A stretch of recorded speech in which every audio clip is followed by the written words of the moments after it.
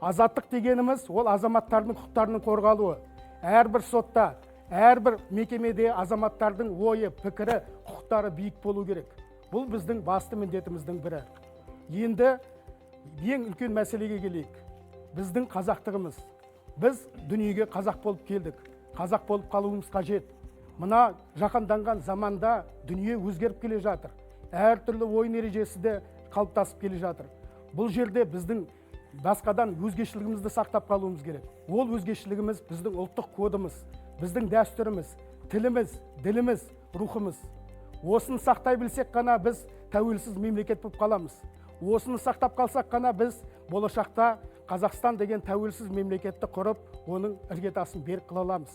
Сол себепті де Конституцияның барлық бабында ұлттық тарихтан бастап, ұлттық тілімізді, ұлттық ділімізді насихаттайтын баптар, алғашқы сөзі преамбуладан бастап, бүкіл өне бойында осының барлығы дұрыстап тұрып жазылған.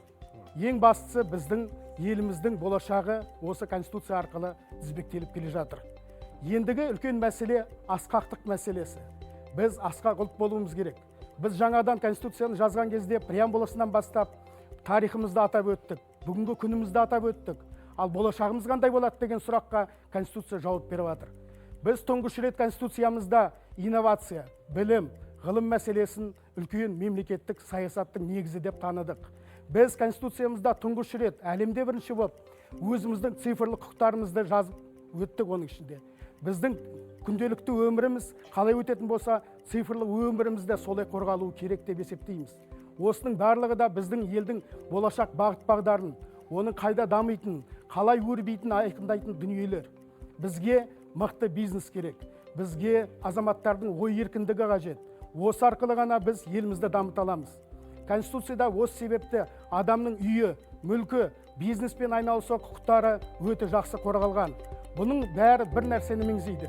Бізге мұнайға емес, адамның энергиясына негізделген экономика қажет. Осы себепті де біздің ұлтымыз асқақ болу керек.